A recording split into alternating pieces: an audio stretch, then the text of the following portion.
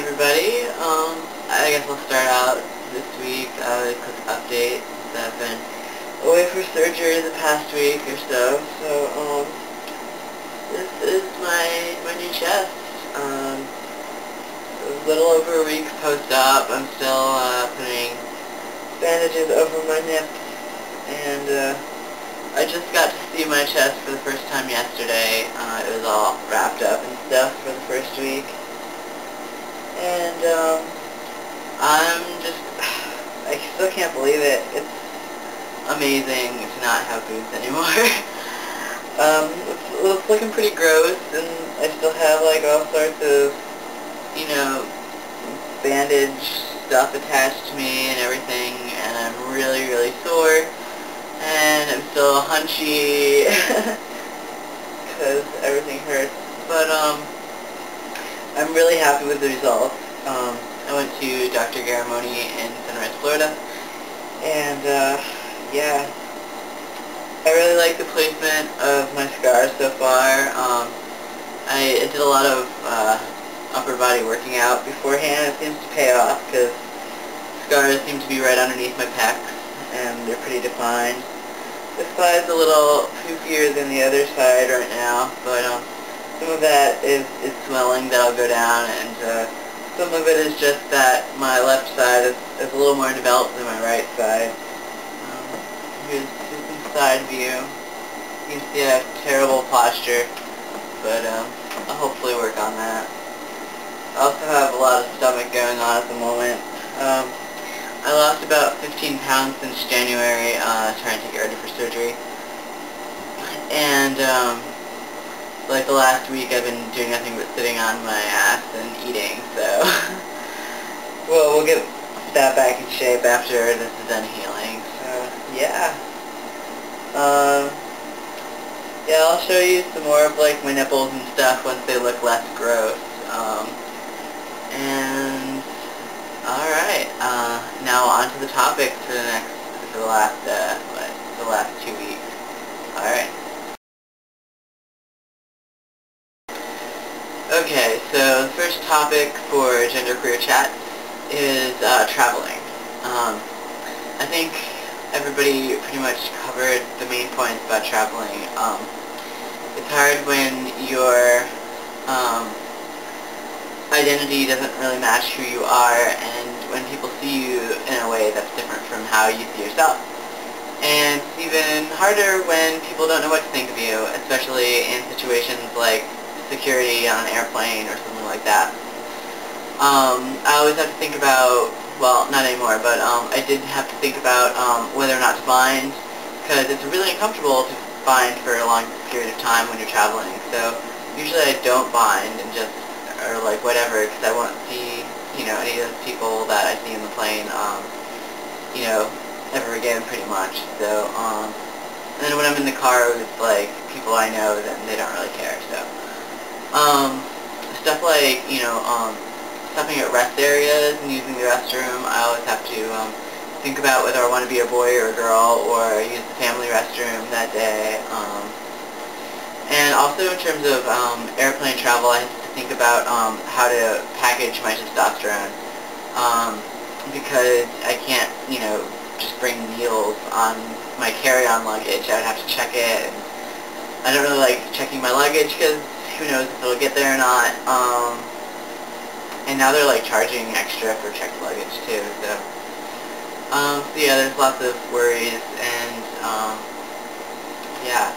And one of the reasons I really don't want to, now that I have my surgery, I can change all of my stuff to mail if I want to, and I'm kind of hesitant about that. Like, number one, because I don't really think people care. It really hasn't been an issue for me up until now, and also, like, if I do have to get checked at airport security or something like that, I'm really not comfortable having a male person, frisk me down or anything. So, I kind of want the option to be female in situations where I feel comfortable like that. So, yeah.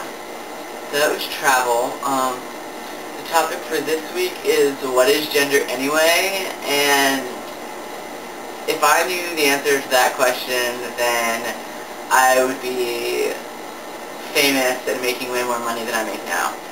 Um, but yeah, we've been talking about gender every week, but it's really hard to define. Like the most basic definition is like, sex is biological and gender is, societal, um, pressures and roles that people are forced into based on, their biological male or femaleness. But I mean, as we all know, that, sex doesn't equal gender, and even though, like, some things are influenced by what might have been a biological fact, there are indeed more sexes than two, and everyone's biology is different.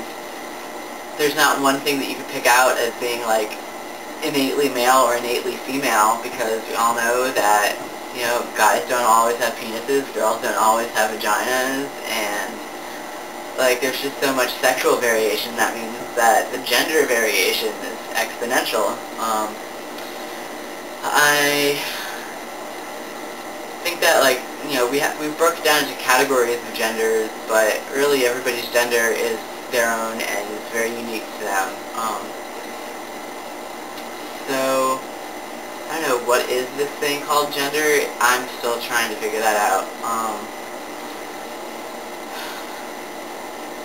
Yeah, I like to say that I'm genderqueer and that I have a non-binary gender identity,